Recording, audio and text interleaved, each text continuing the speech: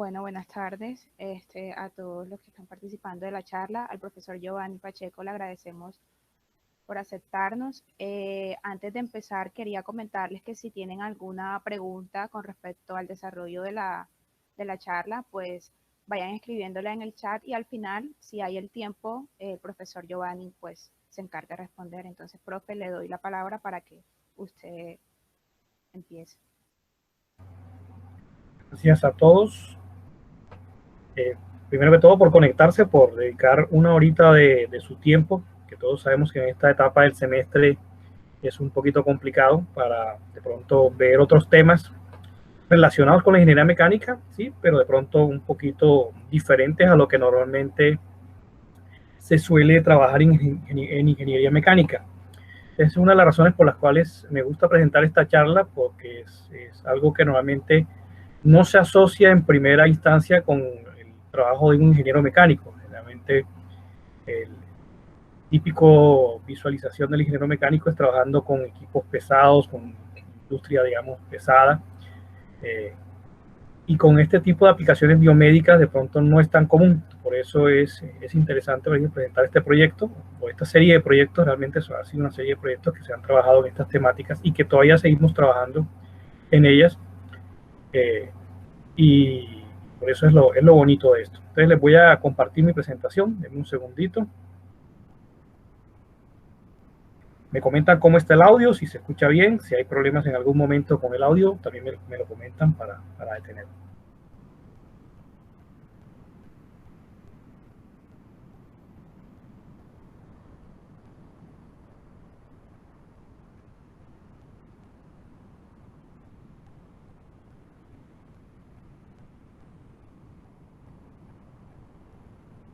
Ya podemos ver la pantalla.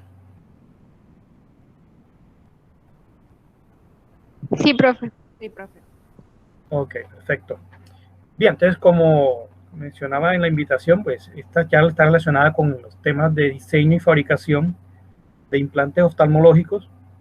Es una serie de proyectos que hemos venido trabajando desde el año 2009, más o menos, digamos casi una década trabajando en estas temáticas, y digamos tenemos algunos resultados parciales y otros que están todavía en proceso. Una de las características de esta clase de desarrollos es que como involucran en la salud humana, pues tienen unos tiempos y tienen unos procesos, digamos, de validación y de maduración que no son tan inmediatos como quisiera uno que se diera. Entonces, inicialmente vamos a empezar planteando un poquito la motivación y los contenidos generales de esta presentación. Entonces, como les había comentado inicialmente, me gusta esta charla presentarla siempre porque siempre se aleja de lo tradicional de la ingeniería mecánica en cuanto a las máquinas y equipos pesados, minería, la parte térmica. El tema biomédico es un tema que se está trabajando fuertemente en la ingeniería mecánica y por eso, digamos, es también chévere ver algunas aplicaciones de diseño en ese aspecto. Y la segunda razón es porque es un tema, digamos, que me toca a nivel personal, ya que yo soy una persona que tengo implantes oftalmológicos en mis ojos. De hecho, ese ojo que están viendo ahí es el mío, mi ojo derecho. Mi ojo derecho tiene algo que se llama un implante, un lente fáquico. También lo tiene el ojo izquierdo. Yo me operé hace 19 años de la miopía que tenía. Es una miopía avanzada que no, por lo tanto, no era candidato a cirugía LASIK convencional. Y en esa época el doctor César Carriazo me operó utilizando una técnica que en ese momento era bastante novedosa, que es la implantación de un lente fáquico. Ese es un tipo de implante oftalmológico. Casi, digamos, 9 años después empiezo a trabajar en un proyecto relacionado con estas temáticas, también con el mismo doctor César Carriazo, después de regresar de mi doctorado. Entonces eso se vuelve algo interesante porque uno trabaja en algo que uno sabe como paciente lo que es no poder ver o de tener algún problema visual con cierta complejidad y a través de esta serie de dispositivos poder recuperar, si no el 100%, digamos un gran porcentaje de la visión, y eso generalmente es algo que no se puede describir con palabras. Entonces, digamos, el trabajar con esto no solamente, digamos, da la satisfacción de que uno está desarrollando ingeniería, sino que esto tiene una aplicación que tiene un gran impacto en la sociedad. Bien, entonces vamos a hablar, por ejemplo, inicialmente de prótesis e implantes más comunes. Nos vamos a concentrar, obviamente, en la parte de implantes oftalmológicos. Vamos a hablar un poquito de ya específicamente los que desarrollamos en los diferentes proyectos que se vinieron desarrollando desde 2009 hasta la fecha. Ahí hablaremos un poquito de, por ejemplo, cómo adaptamos el tema del CAD/CAM, cómo adaptamos las herramientas de diseño para poder desarrollar estas aplicaciones. Obviamente el tema de las herramientas es muy importante, las máquinas de herramientas para poder llegar a este tipo de productos a estas escalas dimensionales. Equipos y herramientas, y vamos a hablar de un par de casos específicos ya de diseño y de fabricación de dos prototipos, todavía están en la etapa, digamos, de prototipos, relacionados con uno de los proyectos finales con los que empezamos a trabajar. Bien, lo primero es como hacer una distinción, porque el término prótesis e implante, digamos, se suele utilizar de manera casi que indistinta, y hay una pequeña diferencia entre los dos términos. Una prótesis, como dice la definición, es un dispositivo que reemplaza parte de un órgano, o sea, reemplaza un órgano o una parte del cuerpo, con el objetivo de restaurar la funcionalidad de esa parte faltante. Las prótesis pueden ser o no implantables, es decir, una prótesis puede ser externa. En el caso, por ejemplo, de una persona que pierda una pierna, se le diseña y se le fabrica una prótesis que puede ser transtibial o transfemoral. Eso es una prótesis. Un implante es un dispositivo artificial creado para reemplazar o soportar o mejorar una estructura biológica, es decir, reemplazo una parte del tejido, pero no el órgano completo.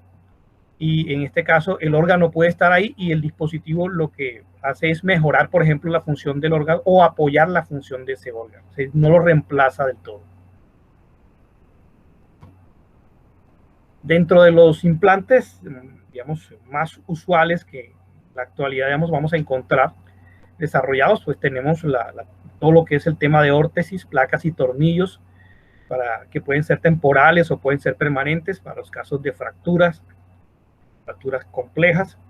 El marcapasos, que también tiene su desarrollo bastante, hace varias décadas. Implantes auditivos, como los implantes cocleares, para el tema de audición. El reemplazo de cadera también es algo bastante común, sobre todo para pacientes de edad avanzada. El tema de implantes dentales también es bastante común. Tenemos los implantes oculares, que es donde nos vamos a concentrar. Y bueno, agregué uno adicional, que son los reemplazos de rodilla para aquellos que les gusta mucho el fútbol, pues en algún momento se les termina desgastando la articulación de la rodilla, y el extremo es tener que hacer el reemplazo completo de la articulación. Entonces, como se ve, este es el panorama actual. Obviamente me he volado a muchos otros implantes. Por ejemplo, no he metido los cosméticos porque me he concentrado principalmente en mostrar los funcionales, ¿no? Los implantes funcionales.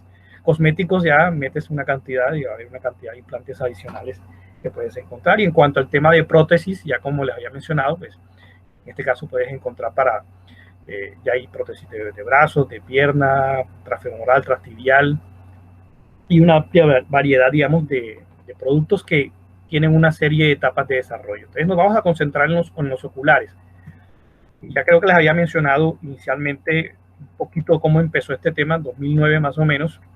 Empezamos con una serie de proyectos con la Clínica Carriazo para desarrollar en el país este tipo de productos, que a esa época no era factible fabricarlos en Colombia, generalmente había que fabricarlos en el extranjero.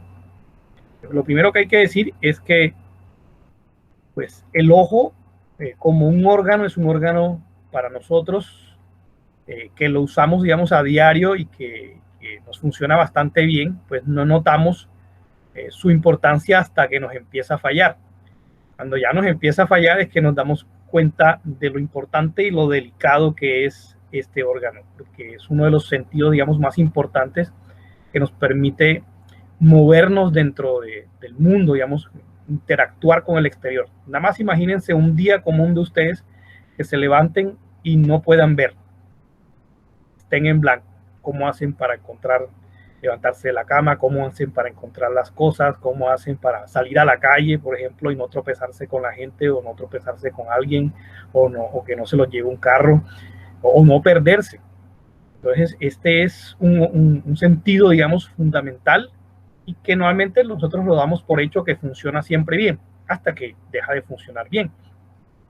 El ojo, como se ve ahí, es un órgano bastante complejo, bastante delicado, tiene una serie de membranas y una serie de zonas que requieren, digamos, que tienen una función óptica de refractar la luz y proyectarla en la retina. Y ese tipo de defectos, digamos, que generan fallas en la refracción de la luz son los que inicialmente logra notar uno cuando tiene defectos visuales. Por ejemplo, cuando la persona tiene miopía o tiene astigmatismo, son defectos que generan, digamos, que no se forme o no se enfoque la imagen adecuadamente en la retina. Pero también existen otros defectos que no son tan comunes, pero que también generan problemas de visión. Y muchos de ellos están relacionados con una estructura que es la córnea. La córnea es la estructura, digamos, que protege o hace el contacto del ojo con el medio ambiente, sobre todo la parte visual, la parte óptica. La córnea es transparente, tiene un espesor aproximado de unas 550 micras, es decir, aproximadamente medio milímetro, y dentro de ese medio milímetro tenemos una serie de membranas, una serie de estructuras o de tejidos, dentro de las cuales el más importante es algo que se llama el estroma. El estroma, digamos, es la parte, digamos, más gruesa, entre comillas, de la córnea. Y uno de los defectos que se presenta generalmente es cuando la córnea se debilita, se adelgaza, o por algún trauma, un accidente automovilístico, un golpe en el ojo directo, por ejemplo, o en aquellos casos, por ejemplo, poco recomendable, digamos, la gente que tiene la costumbre de frotarse con demasiada fuerza a los ojos, puede generar unas deformaciones en la córnea y eso genera un proceso que se llama un queratocono. Entonces, el primer proyecto que empezamos a trabajar en el 2009 fue el proyecto encaminado a desarrollar unos implantes para la corrección del queratocono. Obviamente ya esa clase de implante y existían demasiados o varios tipos de implantes. Uno de estos son, por ejemplo, esos que ustedes ven ahí, que son anillos intracorneales, que son unos anillitos bastante pequeños que se insertan en el espacio del estroma. Es decir, que como el estroma tiene medio milímetro de espesor, el espesor de ese tipo de implantes tiene que ser mucho menor al de una córnea normal para poder insertarse dentro de la córnea y darle una cierta rigidez, de tal manera que ayudan como una especie de refuerzo estructural a la córnea para que ésta regrese a su forma original o lo más cercano posible a su forma original. Entonces el primer problema era, bueno, son unos elementos muy pequeños, generalmente deben desarrollarse en unos materiales especiales, no puede hacerse de cualquier material, tienen que ser unos materiales biocompatibles, es decir, que no generen una reacción adversa una vez han sido implantados, y además tienen que fabricarse con la mayor precisión dimensional y con una serie de condiciones de producción que faciliten o que eviten, digamos, que el elemento salga contaminado. Tiene que permanecer libre de cualquier tipo de elemento externo, suciedad, polvo o incluso contaminación bacteriana que pueda generar reacciones adversas en el paciente. Pero el primer reto, digamos, era poder llegar a fabricar algo de ese tamaño tan pequeño. Otro de los elementos que es muy común, quizás uno de los de los implantes más conocidos y más utilizados en la actualidad, son los lentes intraoculares. Los lentes intraoculares se suelen utilizar para aquellos pacientes que son operados de catarata. Generalmente, si tienen una persona de tercera edad en su familia, probablemente ya haya sufrido o sufra de catarata. Es una cirugía que en la actualidad es relativamente común y generalmente una vez se opera el paciente se le implanta un lente intraocular en la cámara posterior, digamos que reemplaza el cristalino que ya está opaco y ayuda, digamos, a la visualización del paciente.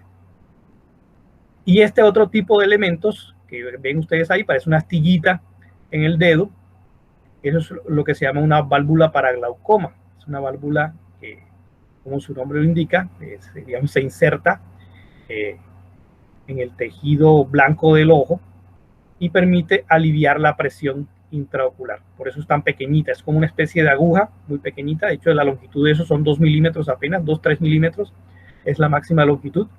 Pero como ven abajo, tiene una serie de características geométricas, como una especie de flauta, y ayuda a ir drenando el exceso de líquido. Entonces, llegar a fabricar algo de ese tamaño requiere unas tecnologías especiales. En aquella época la pregunta era si podíamos. Han pasado 10 años y obviamente ya tenemos unas capacidades que nos permiten hacer este tipo de fabricaciones. ¿Cómo es el proceso generalmente? Desde el 2009, como les comentaba, hemos venido trabajando diferentes proyectos. El primer proyecto fue el proyecto de keratocono, de la fabricación de anillos, que no solamente se fabricaron anillos, sino que se fabricaron diferentes tipos de geometrías implantables en la córnea para mejorar el keratocono, diferentes a los anillos.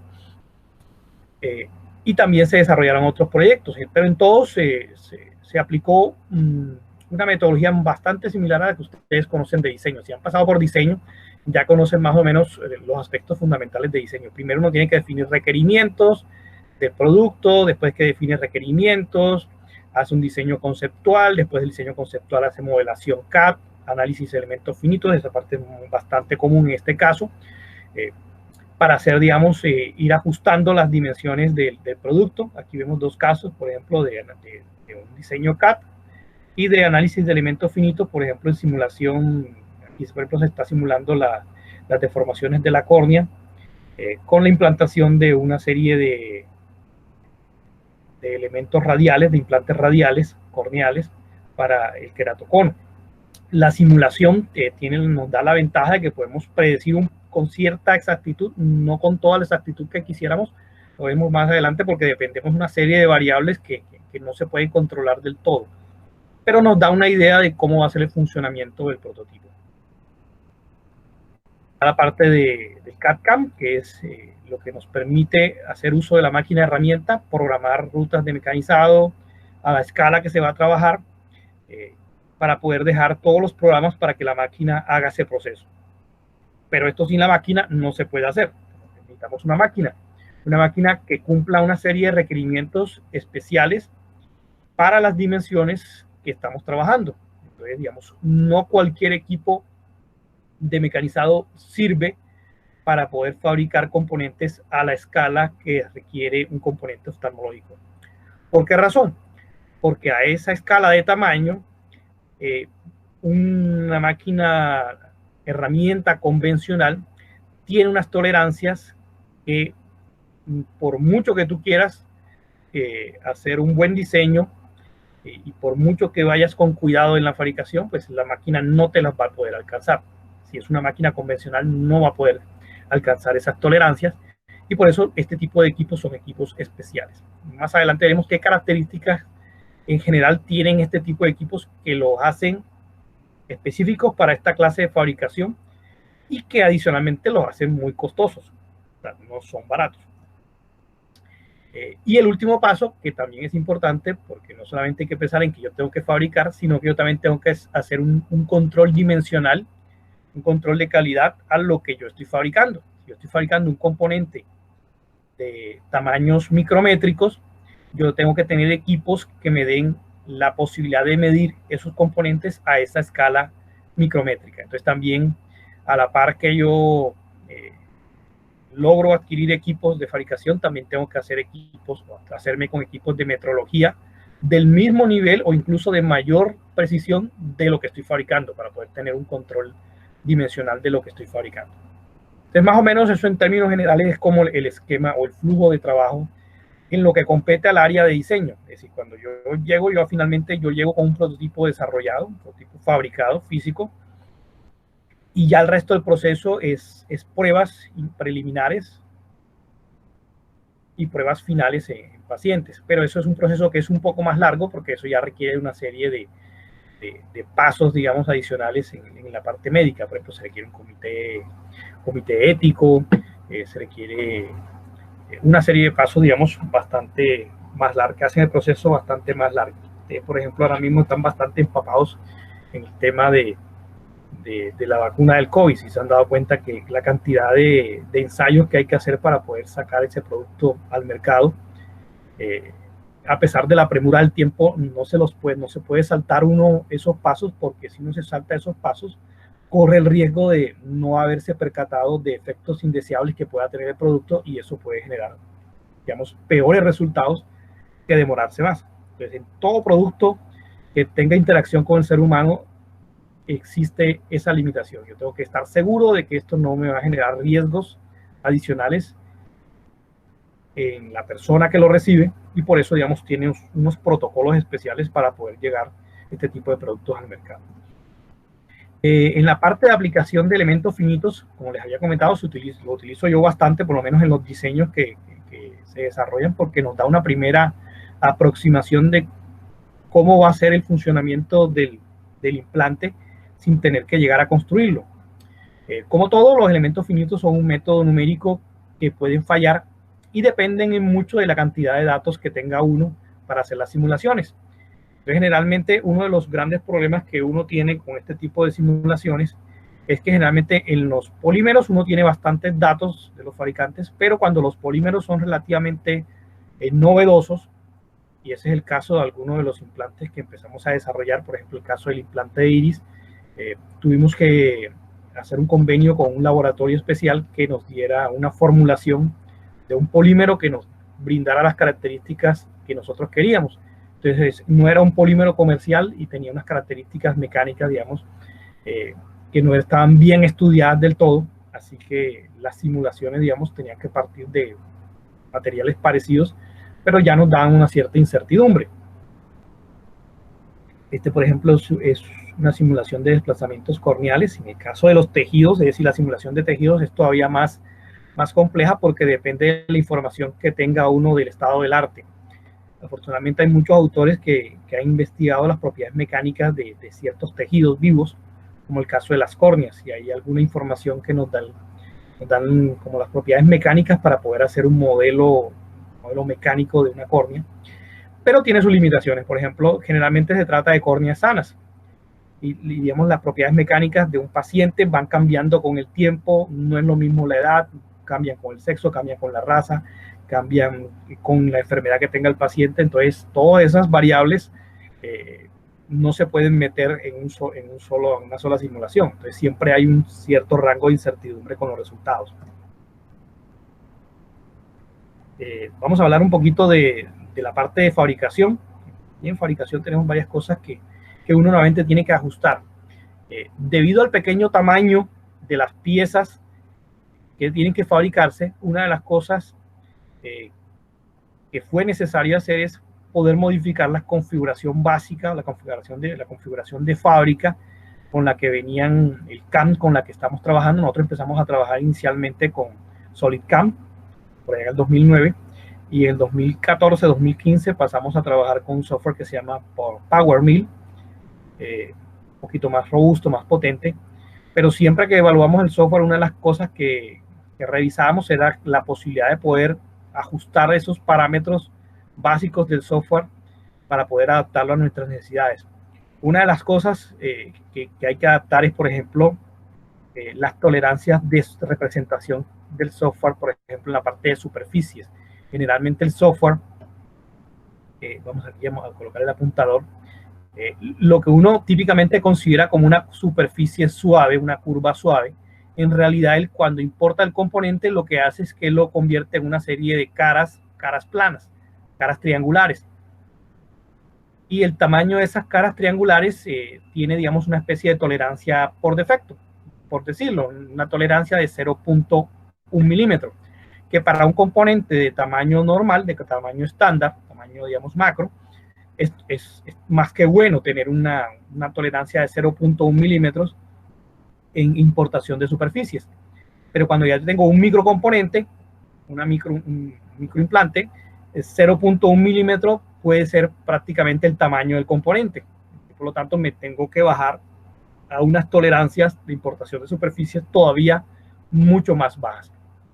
pero no me puedo bajar demasiado tampoco, porque si, por decirlo, alguien dice, bueno, voy a poner una tolerancia de importación de 1 por 10 a la menos 18. Eso está muy bonito y en el papel suena bien, pero a la hora de fabricar, el control de la máquina no me va a llegar a esas tolerancias. Es decir, la máquina me va a limitar eso, y por eso, digamos, uno tiene que saber hasta dónde puede hacer la máquina, para saber hasta dónde puedo llevar esa tolerancia de importación. Y por el otro lado, si uso una tolerancia muy pequeña, él lo que va a hacer es que me va a generar muchas líneas de código, y por lo tanto los programas que yo genere van a ser demasiado grandes. Realmente los códigos que utiliza uno para estos programas son largos, sobre todo si son superficies. Estamos hablando, por ejemplo, de 50.000 líneas, 100.000 líneas, 200.000 líneas. Pero si uno le mete una tolerancia muy baja, se puede ir casi a 1.000.000 de líneas, y generalmente los controles tienen un límite de memoria. Entonces, por ejemplo, ya un programa de 1.000.000 de líneas toca partirlo en varios programas para poderlo cargar en la máquina. Y no tiene sentido realmente. Otro aspecto también importante es el tema de los datos de la herramienta y los parámetros de corte. Pasar del mecanizado convencional al micromecanizado no es simplemente usar herramientas más pequeñas. La geometría de la herramienta es un poquito diferente, la mecánica del corte varía un poco, y por lo tanto los parámetros de corte que normalmente uno tiene de una herramienta convencional son muy diferentes a los que uno tiene en una herramienta de micromecanizado. Generalmente el punto de partida es lo que te dice el fabricante de la herramienta, pero generalmente lo que te dice el fabricante de la herramienta es una información muy genérica, porque él maneja, digamos, una serie de materiales básicos de trabajo, por ejemplo, polímero, aluminio, aceros, y te da como unas guías para trabajar, pero a partir de ahí le toca a uno ajustar sus parámetros de corte para hacer un corte, digamos, más eficiente. Es otro tema que uno también tiene que trabajar. Y está el tema de los ajustes al postprocesador. De pronto, para los que son nuevos en la parte de CAM, el postprocesador es una parte, digamos, para mí, para mi experiencia, digamos, en trabajar con máquina herramienta, es nuclear, porque uno puede hacer un código muy bonito en su CAM, se ve perfecto, lo simulas perfecto, la simulación te sale muy bien, pero cuando mandas el código al postprocesador y lo lee el control, resulta que el control te dice, yo no entiendo nada de esto, esto no corre. Te empieza a sacar una cantidad de errores, porque probablemente el postprocesador, que es el que traduce el código al código de la máquina, no está bien configurado.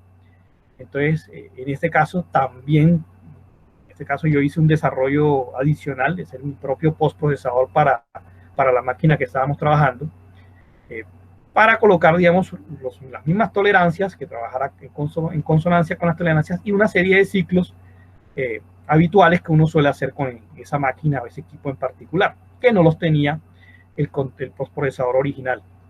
Entonces son cosas que también hay que pensar.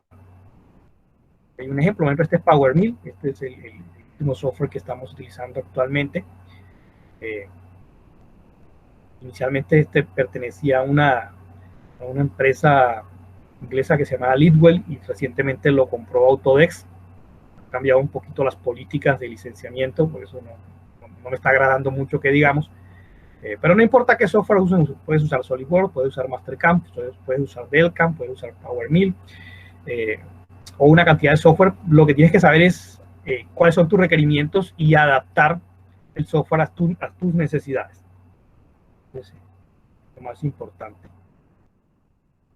Pero vamos a entrar un poquito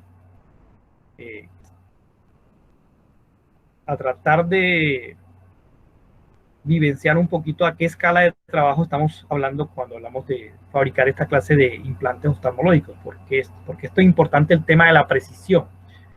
Y ahí, digamos, nos metemos en un área que se conoce como microfabricación, que no es un área novedosa, porque realmente se viene trabajando de esto desde el año, por decirlo, 2005. Ya hablar de microfabricación no es algo novedoso, incluso el término ahora se habla más bien de fabricación de ultraprecisión.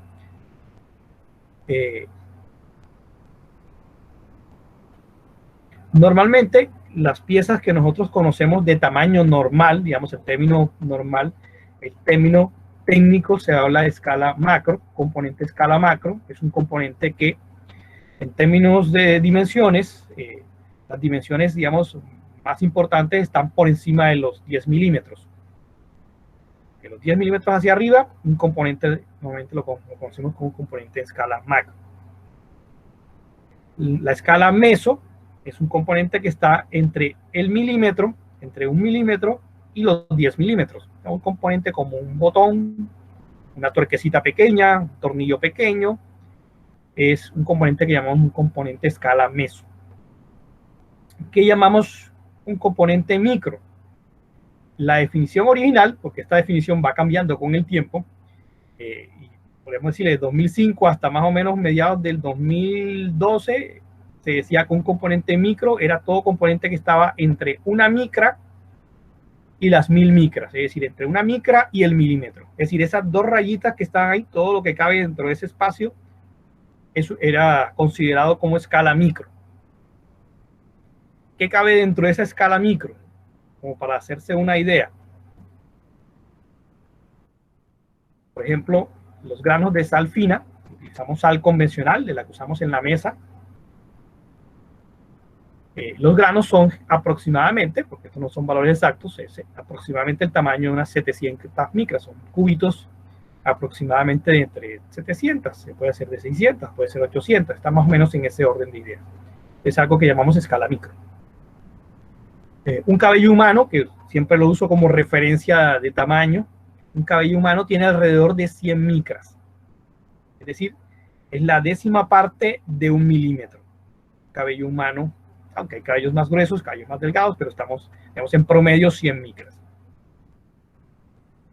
Un glóbulo blanco, estos que son los que se encargan de acabar con nuestros enemigos en nuestro cuerpo, nuestros cuidadores, tiene alrededor de tamaño entre las 8 y las 20 micras, lo que llamamos escala micro.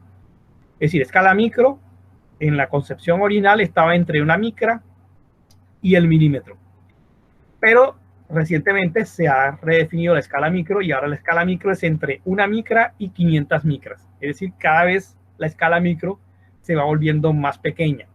¿Por qué? Porque en fabricación cada vez lo que en un momento es punta, en 10 años o en 5 años ya es convencional. Entonces, lo que hace 10 años era mecanizado, última tecnología, ya ahora es algo convencional. Y lo que antes era ultra precisión, ahora es simplemente precisión. ¿Qué hay debajo de la micra? Debajo de la micra, es decir, entre el angstrom y una micra, está la otra escala, que ya es otro nivel de fabricación, que es la escala nano. Y es un término que se ha puesto muy de moda, o se puso muy de moda, porque yo creo que ya se ha dejado de utilizar a nivel comercial. Nanoingeniería, nanocomponentes, nanopartículas. Bueno, ¿qué es la escala nano? Algo que esté hasta una micra de tamaño. En la escala nano tenemos las bacterias, los virus y las moléculas. Entonces, si alguien le dice que está trabajando en fabricación a escala nano o en tecnología a escala nano, ya esa es otra escala de fabricación totalmente diferente y obviamente requiere equipos totalmente diferentes. Nosotros trabajamos en escala micro.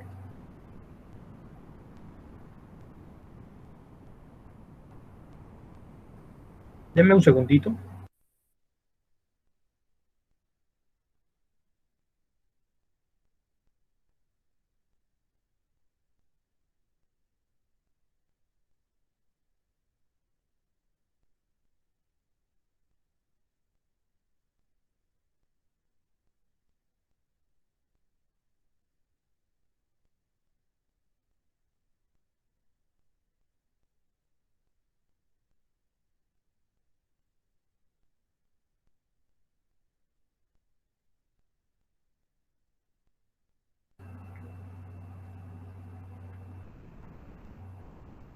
Bien, continuemos.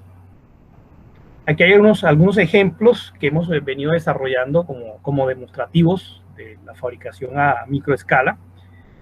Por ejemplo, en este caso el escudo Ninorten bajo relieve, 100 micras, algunos dispositivos de prueba. Por ejemplo, probamos mucho el tema de la fabricación de agujeros. Ahorita van a ver por qué. Microagujeros de 100 micras.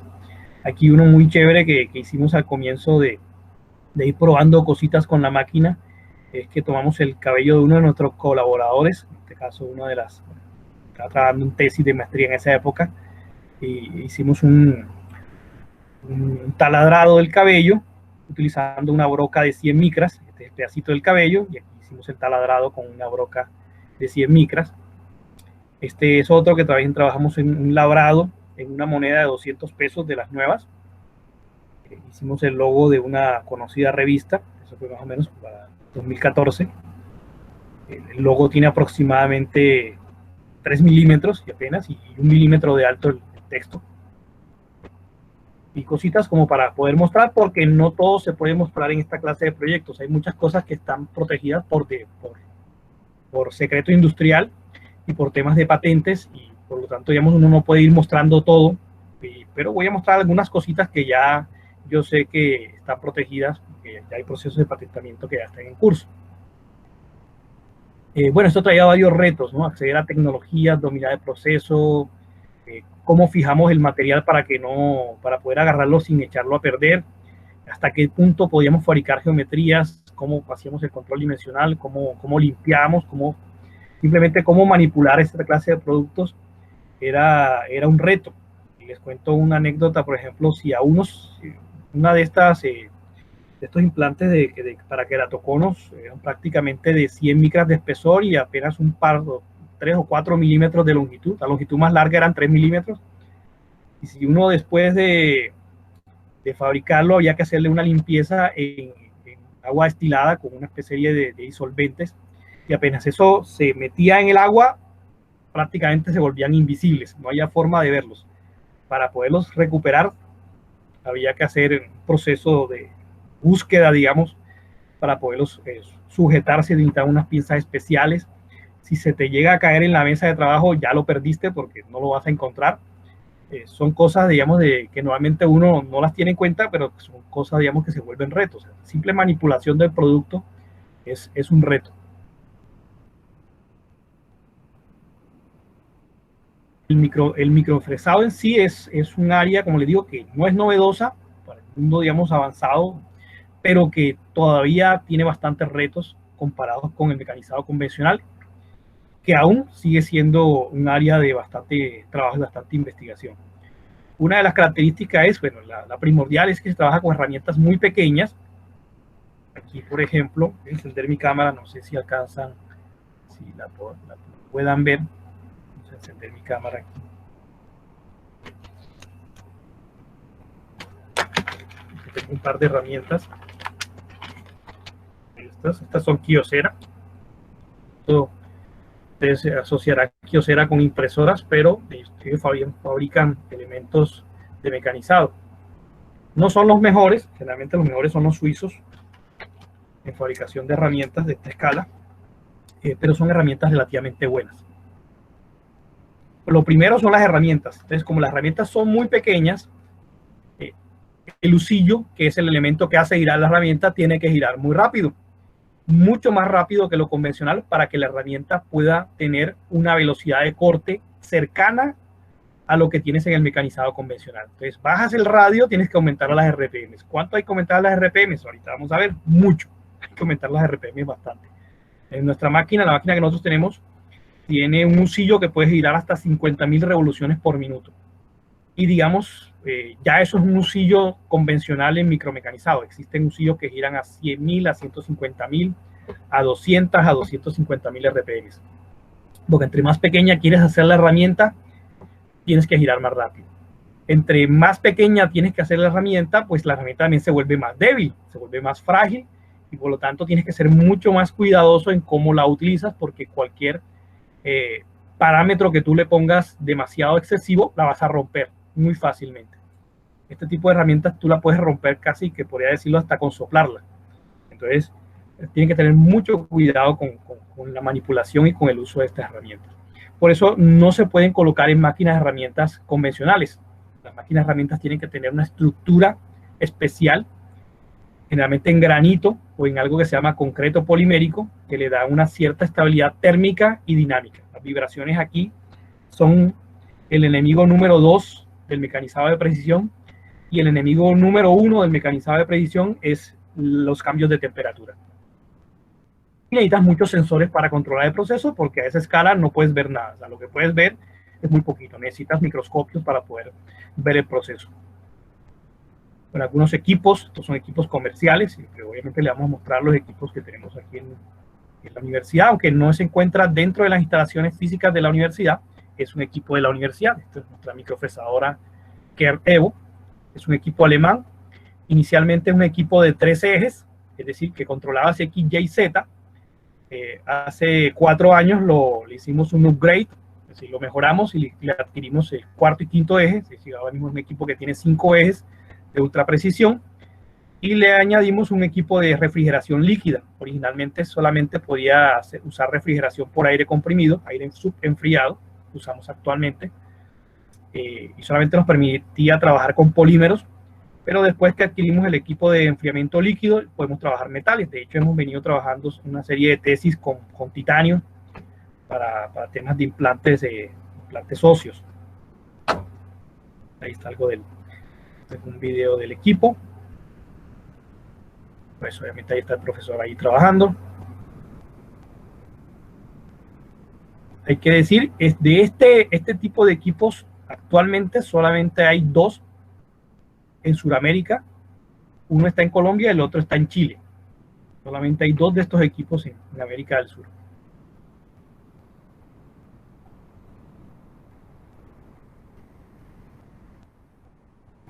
De la experimentación que a veces uno tiene que montar, sobre todo no cuando vas a fabricar, sino cuando vas a hacer temas de investigación.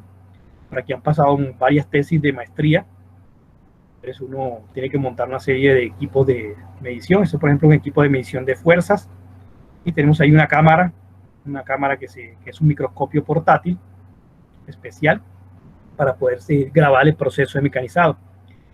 Estas son fresas nuestras que las evaluamos en el microscopio electrónico de la Universidad del Norte. Por ejemplo, la de la izquierda es una fresa de 100 micras a un aumento, digamos, bajo, a 50 aumentos. Y a la derecha es la misma fresa a 250 aumentos. En este caso es una fresa de 2 filos de 100 micras de diámetro.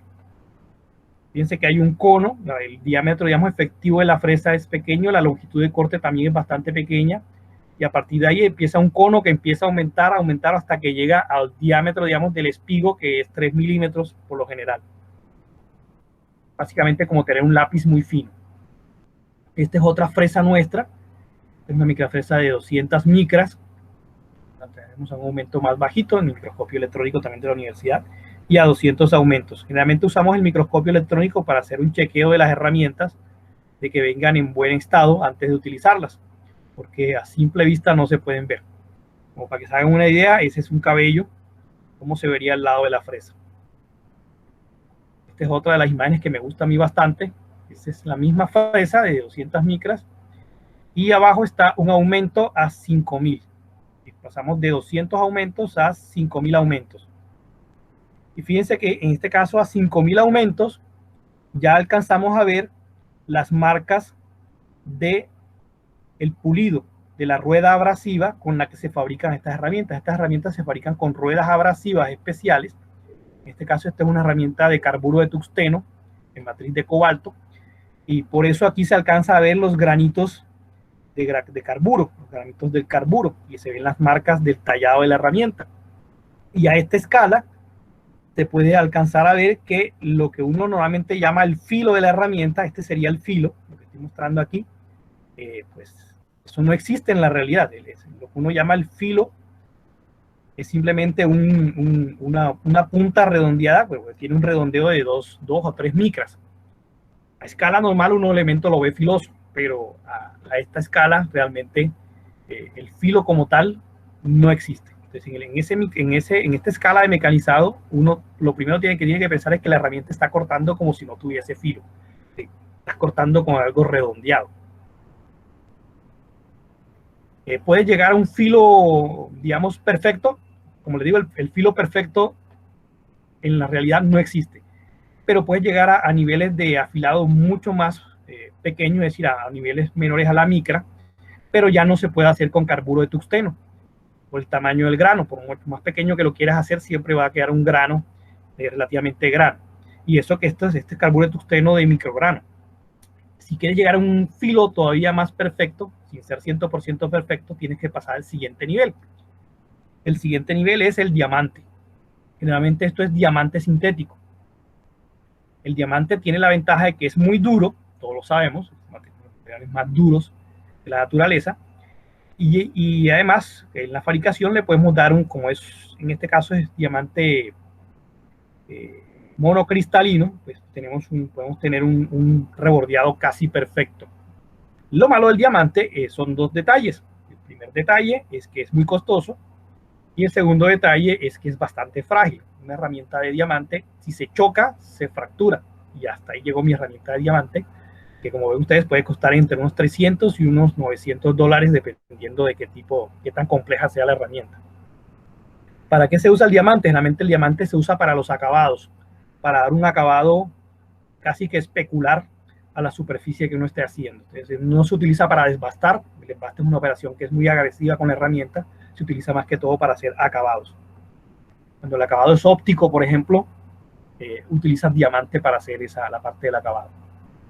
Bueno, vamos a los dos casos de diseño. Pues, me he extendido un poquito en la presentación, pero me disculpen si no hay mucho tiempo para preguntas. Vamos a tratar de darle tiempo para las preguntas. Entonces, el primer caso de diseño, este es uno de los prototipos que se desarrolló de implante de iris, y ya lo estoy mostrando porque ya la patente de este diseño está en proceso, y por eso lo puedo mostrar. Entonces, estas es unas simulaciones, por ejemplo, del proceso de extensión y contracción. Aquí se ve, por ejemplo, son patas articuladas, pero en este caso las bisagras son parte del mismo material. Aquí esta es una segunda versión, digamos, mejorada del concepto, del sistema, cómo se abre y cómo se cierra a través del mismo material. La idea es, igual sale de un mismo monobloque y simplemente a través del mecanizado se hacen todos los elementos y todas las bisagras. Y este es el elemento fabricado. Este es el primer prototipo fabricado, un material polimérico de color café. Este es un prototipo de iris que todavía está en proceso de desarrollo, sobre todo para personas que han perdido el iris por algún defecto, por alguna enfermedad o por algún accidente. Se puede recuperar, digamos, por lo menos la parte estética de la visualización del iris.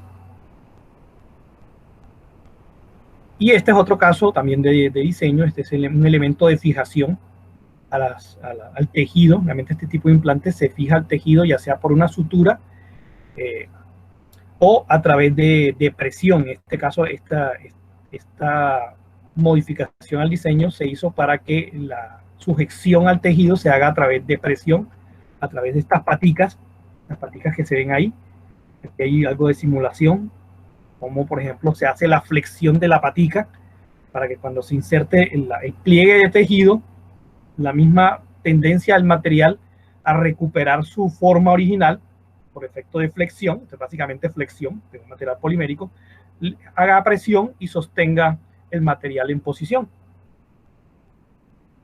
Este es el elemento fabricado. Fíjense, por ejemplo, el diámetro externo es de 8 milímetros.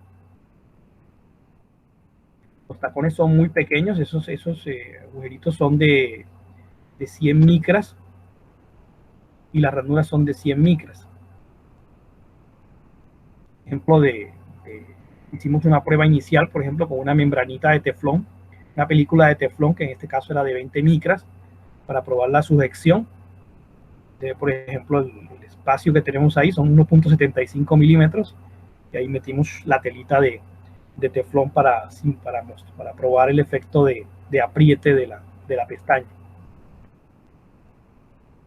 Aquí las fotos, digamos, son un poquito borrosas porque utilizamos un estereomicroscopio que no tenía el sistema para adaptarle la cámara. Y bueno, ya cerramos con esto la presentación. Pues, como les comenté, este es un esfuerzo de varias entidades: la Universidad del Norte, el Centro Carriazo, Colciencias, digamos, en la parte de desarrollo de los proyectos aportó recursos, y estas otras empresas que también nos apoyaron, IDECO, que es un centro de investigación español y el Centro de Nuevos Materiales que se encuentra en Cali. Gracias por su tiempo.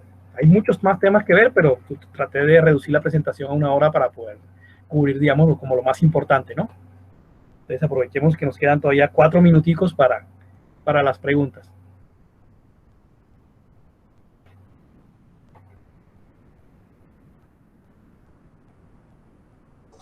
Bueno, muchas gracias, ingeniero Giovanni Pacheco. Entonces, ahí ya acaban de hacerle una pregunta al profesor por medio del chat. Dice, Sara, profe, ¿ese implante que pellizca el tejido no produciría molestias en un futuro? No produce molestias porque, digamos, ese pellizco realmente, las fuerzas de pellizco son bastante pequeñas. Pero como todo, como les digo, todo este tipo de procesos hay que probarlos y hay que hacer un proceso de largo plazo para poder garantizar de que en un futuro eso no genere efectos negativos en el paciente. Uno de los primeros problemas que uno digamos que se pueden presentar ahí es que el pellizco, entre comillas, no sea lo suficientemente grande para que el implante se sostenga. Y eso sería peor, porque si, por ejemplo, la persona tiene cierta actividad física y brinca y salta y se le desprende el implante dentro del ojo, pues va a requerir una cirugía para extraérselo y volverle a colocar otro. Eso es bastante grave. Pero como dices tú, la fuerza del pellizco podría generar una inflamación de tejido, pero eso es algo que también hay que validar a largo plazo a través de estudios clínicos. Por eso, digamos, lo que estamos mostrando aquí son prototipos que apenas están en la etapa inicial de desarrollo. Todavía la parte de estudios clínicos hace falta desarrollarlas y eso requiere tiempo, bastante tiempo para su desarrollo. ¿Cuál es la vida útil de esos implantes? Muchas gracias, bueno, profe. Esa pregunta. Bueno, te puedo comentar, por ejemplo, el caso eso depende mucho del material. En el caso del material más utilizado, que es el PMMA, polimetilmetacrilato, que es, por ejemplo, y otros tipos de implantes, digamos, blandos o materiales blandos, generalmente la vida útil del material es superior a la vida del paciente. Por ejemplo, te comento el caso de los implantes que yo tengo en mis ojos. Yo me voy a ir para el otro lado y todavía van a estar funcionando. Y no hay que sacarlos generalmente. La calidad del acabado superficial se verifica con instrumentos ópticos. Por ejemplo, ahí vieron un microscopio que tenemos ahí, un microscopio de medición, de metrología especial, que mide la parte dimensional y también uno puede ver en ese microscopio el acabado superficial. Lo más importante del acabado superficial en este tipo de dispositivos es que no se presenta un fenómeno que se llaman rebabas. Las rebabas son, digamos, pegostes de material que quedan por el efecto del mecanizado, que se pueden reducir por las variables de mecanizado, pero generalmente queda una pequeña cantidad de material en el borde que uno mecaniza. Entonces, el objetivo casi siempre es que esa cantidad sea muy pequeña o sea literalmente cero, porque el reprocesamiento del componente es relativamente complicado de hacer, porque una vez ya lo sacas de la máquina es muy difícil de manipular. Entonces, prácticamente se pierde el componente y es mejor hacer un componente nuevo.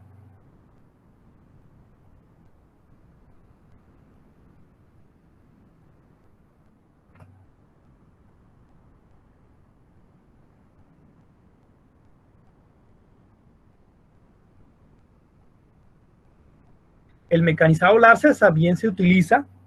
De hecho, hay máquinas que combinan láser. El láser más que todo se utiliza para corte. Entonces hay máquinas, hay combos de fabricación de lentes intraoculares que combinan el mecanizado convencional con herramienta de corte para hacer la superficie y un láser para hacer el corte de los componentes en la parte final. Entonces también es una estrategia que utiliza para hacer la fabricación de los componentes.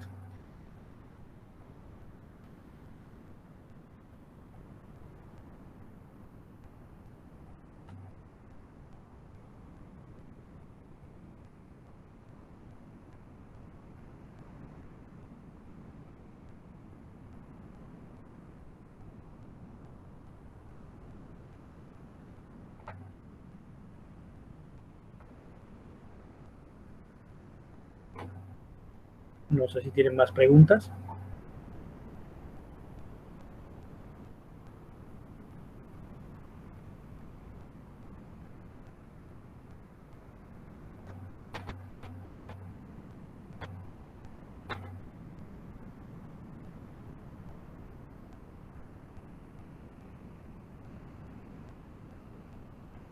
En cuanto al grado de corrección, ya es algo que define nuevamente el médico y depende del tipo de enfermedad que tenga la persona. Por ejemplo, como te comenté, nosotros trabajamos en diferentes proyectos con diferentes tipos de patologías. Una es el queratocono. El queratocono realmente es difícil de corregir al 100%, es decir, la persona no queda con visión 20/20, pero por experiencia propia, digamos, una mejora notable en la visión, casi que de un 80%, un 70%, para una persona que tenía una casi no puede ver, eso es bastante.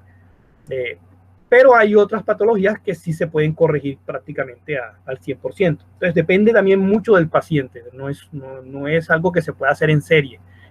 Hacemos todos iguales y listo. Y eso es otra de las cosas que son interesantes en esta clase de proyectos, porque cada paciente es diferente. Cada paciente, pues el médico es el que va a valorar hasta qué grado de recuperación puede tener.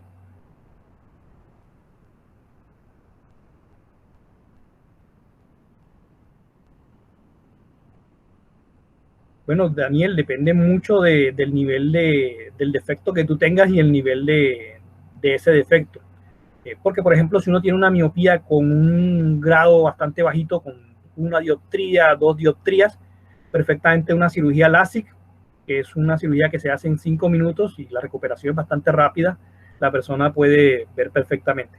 Si son unos niveles más altos o son otro tipo de problemas, sí ya probablemente va a requerir cirugía.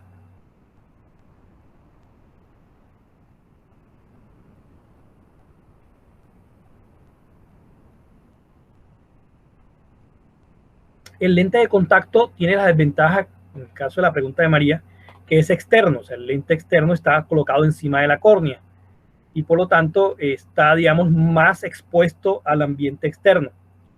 Y como yo también he sido usuario de lentes de contacto antes de que me operaran, pues yo sé que cualquier sucio, cualquier partícula externa, pues se convierte, digamos, en un dolor de cabeza, porque originalmente el lente de contacto es un cuerpo extraño y si además le adicionas otro cuerpo extraño como una basurita, el ojo, digamos, reacciona tratando de rechazar ese cuerpo extraño. Entonces, para lentes de contacto es mucho más cuidado. En el caso de los intraoculares, como están colocados dentro del ojo, están más protegidos por las membranas naturales del ojo, salvo cuando la persona está recién operada. Si la persona está recién operada, digamos que todavía está en proceso de cicatrización de la cirugía y tiene que tener una serie de cuidados, digamos, especiales para no complicar la cirugía. Generalmente los médicos te dicen qué cuidados tienes que tener. Pero sí hay que decir, por ejemplo, que si la persona tiene este tipo de implantes, una de las cosas que recomienda el médico es, por ejemplo, no someterse a cambios bruscos, por ejemplo, no practicar deportes extremos, deportes que generen unas aceleraciones muy grandes porque pueden desprender el implante. Entonces la persona tiene que mantenerse un poquito más quieta, digamos, dentro de lo normal.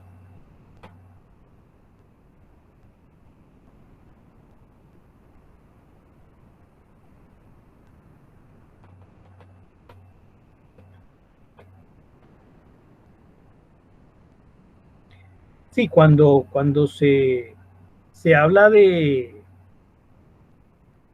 implantes oftalmológicos, podemos tener, la mayoría son implantados, digamos, dentro de puede ser la cámara anterior, la cámara posterior, o sea, por lo tanto quedan dentro de las estructuras del ojo.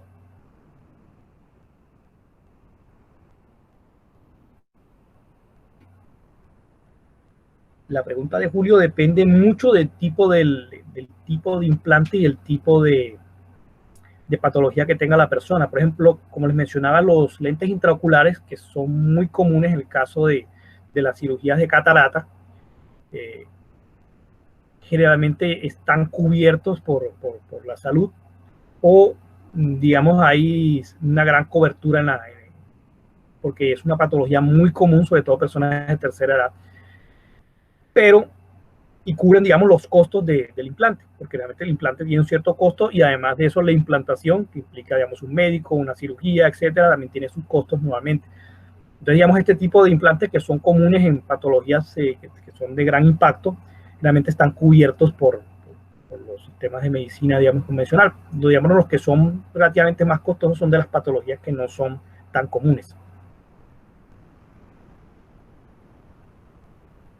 ¿Qué es lo que hace accesible económicamente el implante? Por ejemplo, el desarrollo tiene un costo muy elevado, pero cuando ya se logra poderlo producir y poderlo aplicar, es donde empieza a compensarse ese esfuerzo inicial del desarrollo.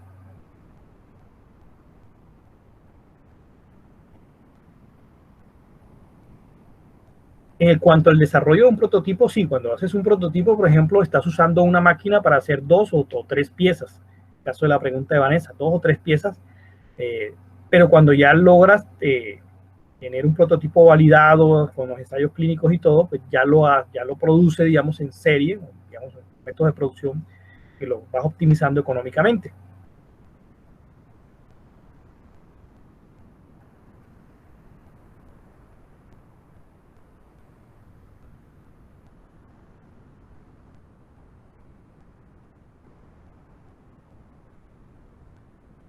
Ya ahí el deterioro, pues, el deterioro de la visión se puede deber a diferentes causas. Ya estoy metiéndome en un terreno que no es el mío porque no soy oftalmólogo, yo soy ingeniero mecánico, pero de lo mucho que uno escucha, digamos, porque uno siempre está metido en el consultorio y con el médico, uno de los principales deterioros que puede tener uno es el deterioro normal de la visión, por ejemplo, por el endurecimiento del cristalino.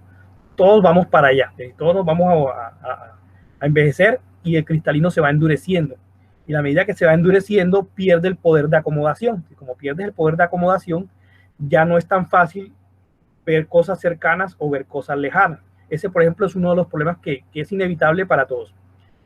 Algunos oftalmólogos dicen que si las personas que tenemos miopía tenemos la ventaja de que cuando nos volvemos más viejitos, recuperamos algo de la posibilidad de ver de cerca, que no ocurre con las personas que tienen visión normal. Entonces, cuando ya la persona tiene cierta edad, tiene que usar gafas para, por ejemplo, leer, porque está perdiendo acomodación el cristalino. Pero puede haber otra serie de patologías que hagan que la persona pierda la visión por otros lados. Ya son, digamos, cosas que hay que preguntarle más bien al especialista, que es el oftalmólogo.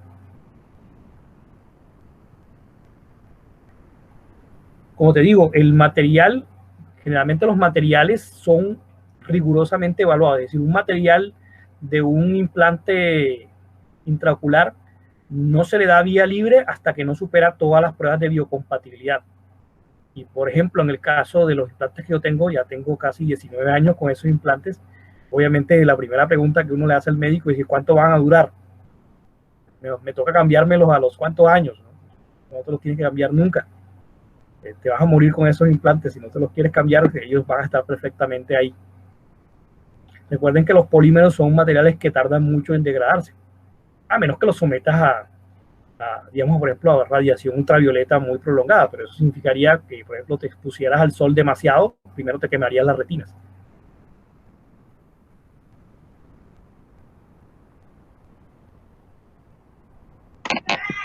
Bueno, creo que nos pasamos bastante del tiempo límite, ¿no?